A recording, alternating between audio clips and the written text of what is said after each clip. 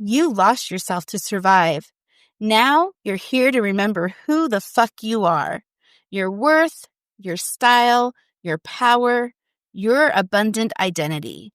This is Pretty Little Rebellion, where the good girl ends and the real you begins.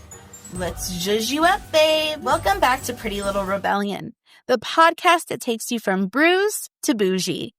I'm Angie Ritchie, your transformational personal stylist and identity intuitive. I'm the former good girl who lost herself trying to please everyone else. I've lived through trauma, abuse, and life-threatening medical battles. And every time I've had to rebuild, one tool has been the spark that brought me back to life: personal style. Because style isn't superficial, it's sovereignty. It's how we express who we are on a soul level. Here's the deal, babe. If your stylist or coach can't promise to set you free, you're in the wrong room. I don't collect clients, I crown queens. I hand you the tools, the keys, and the confidence to become your own stylist forever. That's sovereignty. That's Pretty Little Rebellion.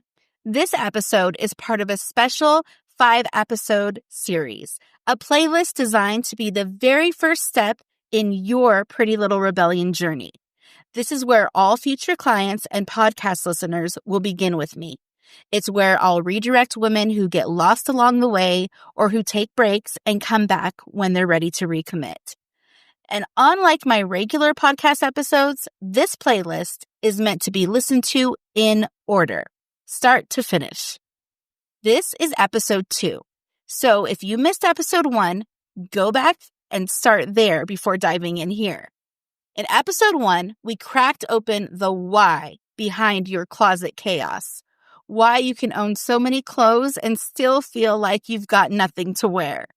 Now we're jumping ahead into episode 2, and I'm handing you your first win. The very first step toward transforming your style and your identity starts here, the closet clean out most people dread.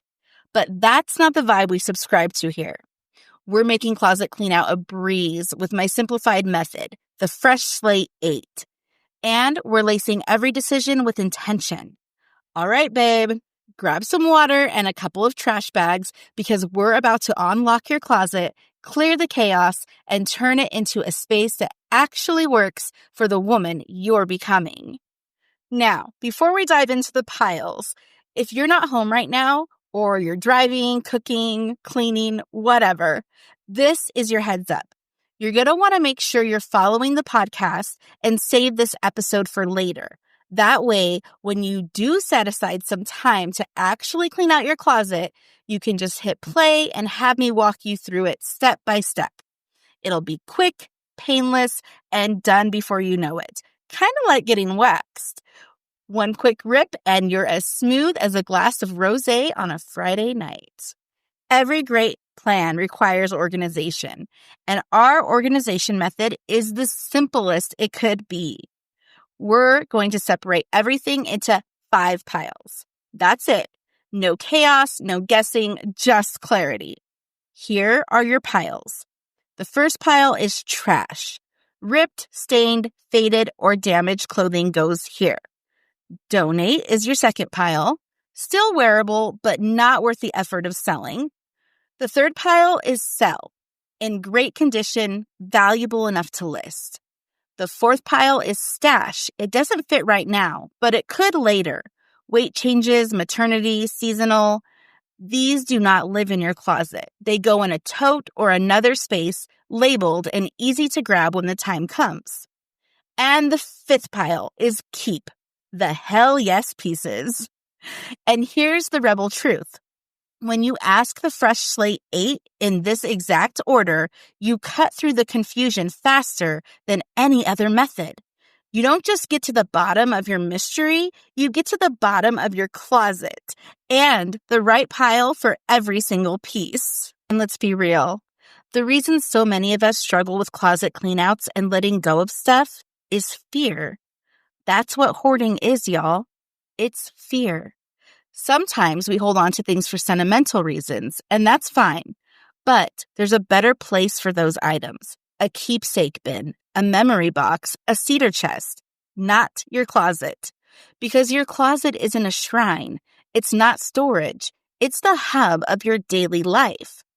If you're holding on to pants from high school or faded turtlenecks you never actually reach for, those pieces are stealing space and stealing clarity. And that lack of clarity bleeds into everything else: your calm, your focus, your confidence. And here's the kicker. Keeping clothes out of fear is keeping you stuck in scarcity mindset.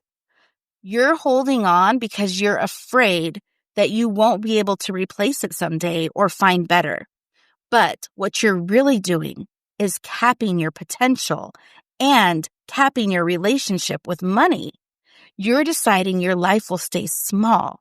You're basically saying, I don't trust myself to ever afford better. And babe, we don't do caps here. There's a quote that I love. I don't remember who said it, but here it goes. You have no idea what your dreams will be when you're living your dream life. So why would you chain yourself to a faded turtleneck out of fear? That's not abundance. That's not sovereignty. And that's not the Pretty Little Rebellion. We're not doing that overwhelming dump your entire closet on the bed thing. That's chaos, not clarity. This way, you can go at your own pace, set a timer, work in short bursts, and come back later. It's flexible, it's doable, and it keeps you from losing your shit. Even though, yes, technically you are losing shit, but only the old outdated shit that's been weighing you down. Now, if you are in front of your closet, this is your first moment of truth. So here's what I want you to do.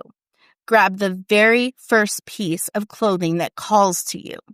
Just one, hold it in your hand, and if you're listening later when you're actually in your closet, pull it out and let's go. Now, I want you to describe this piece to me and jot it down in the comments, because those words, they're gold. They'll help us create the guidelines that will govern your future wardrobe.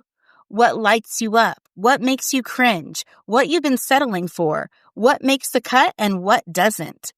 Because if we do this properly, you'll walk away with not just a clean closet, but with a personal shopping list in your back pocket. You'll know your gaps, you'll know what to look for the next time you shop, and most importantly, you'll know exactly what to never waste your money on again. Because if it doesn't fit your life, your vibe, or your soul, you don't need to spend your hard-earned paycheck on it. And just so you know, I personally read every single comment, and I'll respond with custom insights just for you. Think of it as a mini personalized style coaching session, sparked directly by what you share here today. And if you want to go deeper, this is exactly where my first tool plugs in. It's called the Clair Closet Journal. This isn't just a journal, babe. It's your sovereignty on paper. Every time you sit with a piece of clothing and describe how it makes you feel, the way you put it into words reveals your style DNA. That language uncovers the gaps in your wardrobe, builds your custom shopping list, and sets the guardrails for what's not allowed back in. Even if it's on sale, even if it's trendy, even if it's screaming your name. Because the truth is already in you. The Clair Closet Journal brings it to the surface. And just so you know, you don't need this journal to finish today's closet cleanout. If all you want is clarity and a reset, you're fine. But if you do want to go deeper and never redo steps twice, grab it now in the show notes before you come back and hit play. All right. Now press pause, do your writing, then come back. And then we'll run this piece through the Fresh Slate 8 together. So here's what I discovered, babe. If you ask these 8 questions in this exact order, piece by piece, it makes the whole closet clean out so much easier. All right. Question 1. Is it ripped, stained, faded, or damaged? If yes, let's be real. If you were going to fix it, you would have by now. Now, I'm not a purging Nazi. Babe, I have a heart. If it's a quick fix and you're actually going to do it, meaning you've set the deadline on your calendar, not just someday kind of energy, then fine. Keep it moving to question 2. But if it needs tools, skills, or money you don't have, or if you can't commit to a deadline on your calendar right now, then it goes today. That's the first cut. Trash pile. Done. Question 2. Does it fit me right now? Be brutally honest, babe. Just the truth in this present moment. If yes, move to question 3. If no, then ask, will it fit me again in the foreseeable future? And let's be clear, I'm not talking about the pounds you've been saying you'll lose someday for the last 5 years while doing nothing about it. That's not foreseeable. That's fantasy. I'm talking about real life transitions and real effort. Did you just have a baby and know your body will shift again soon? Are you pregnant or planning to get pregnant? Are you actively on a health or fitness journey? Working with a coach, trainer, or consistently showing up at the gym? If yes to any of those, it belongs in your stash pile. Out of your closet into a bin by size or season, labeled so it's easy to find when you actually need it. But we'll worry about all that later. If no, then ask, am I keeping this purely for nostalgia? If yes, that's not a closet piece, babe. That belongs in your memory box because it's sentimental, not functional. If no, then it's time to release it, and here's where you decide: sell or donate. If it's in great condition and worth the effort, sell it. If it's not worth the hassle, donate it. Later in another episode, we'll separate your true stash, clothes you'll wear again, from your keepsake box, pieces you're keeping purely out of nostalgia. But for today, all of it goes to stash so your closet only holds what you can wear right now. Question 3, is it comfortable? This is all about functional fit. Can you live in it without distraction? Think about it. Can you raise your arms without feeling trapped? Can you sit without seams digging into your waist or thighs? If it's a blazer, can you button it without strain? Is there room in the shoulders? Are the sleeves long enough to move with you instead of cutting you short? Because here's the truth. The wrong fit doesn't just annoy you. It distracts you. And distraction steals opportunity. Imagine this. You're in a company meeting. You know the answer. You know your value. But you don't raise your hand because you're terrified someone will notice your blazer sleeves are too short. Your boss never sees your brilliance. You don't get recognized. You don't get promoted. And that ripple, babe, that's life-changing.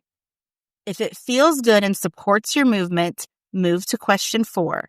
If it's a distraction dressed as clothing, it's out. Sell or donate. Question 4. Does it flatter me? Now it's time for the mirror test, your bejeweled silhouette. Ask yourself, does this piece highlight your favorite assets? Does it balance your proportions, bring harmony to your curves, angles, and lines? Does it give you clean structure, or is it sagging, clinging, or pointing arrows at insecurities you don't want to lead with? Because if it betrays your body, it betrays your confidence. And confidence is non-negotiable in every room you walk into, whether that's date night, school pickup, or the boardroom. If it flatters your silhouette and makes you stand taller, move to question 5. If it undermines you, let it go. Sell or donate it. Question 5. Does it feel current for me? This isn't about trends. This is about evolution. Even as kids, we evolved. At 5, you might have loved pink dresses. At 8, you'd rather die than wear one, and suddenly purple was your everything. That's growth. That's identity shifting. That's evolution. So why do we, as adults, think we're supposed to freeze our wardrobe in time. You're still growing up, babe. You're still evolving, and your wardrobe has to evolve with you. Otherwise, you're dragging your past into your present, and that will never feel like second skin. Here's an adult example for you. Maybe you used to swear by rigid denim and crisp, structured femininity. But now, life has shifted you. You've opened up, softened, and you feel more you in flowy boho pieces than in a Chanel tweed blazer with gold buttons. Maybe you crave fringe vests now instead of pink plaid. That's not wrong. That's evolution. If it feels like this is me, it stays. If it feels like old me, it goes. Sell or donate it. Question 6. Does it fit my lifestyle right now? This is where we get brutally honest. Messy versus dressy audit. Your closet should mirror your real life percentages. Here's the lens. Do you live a mostly dressy life or a mostly messy life? Dressy life equals office wear, events, dinners, meetings, elevated day wear.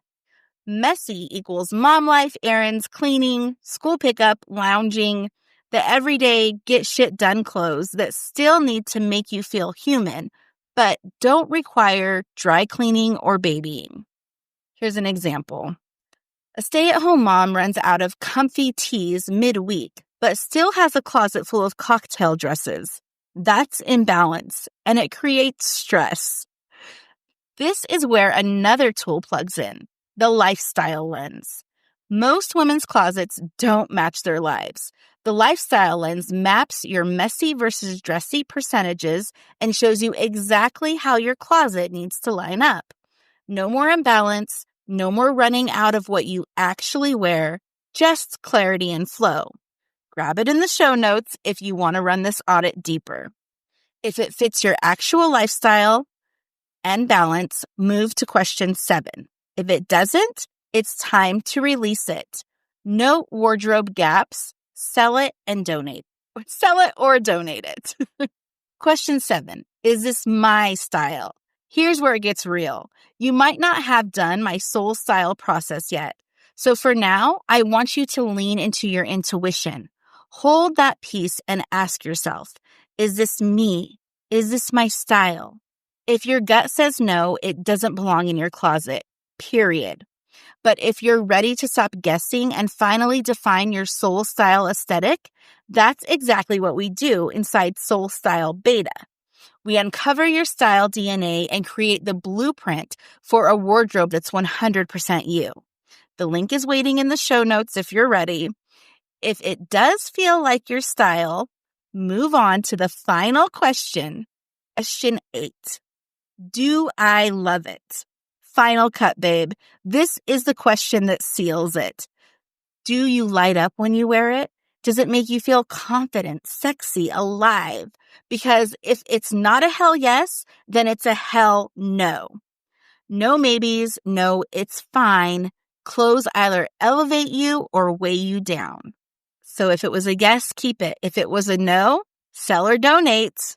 And just like that, piece by piece, hanger by hanger, your closet is shifting from chaos to clarity. Now, if you don't want to replay this entire episode every time you edit your closet, I made the Closet Compass, your quick reference guide to the Fresh Slate 8 and 5 piles.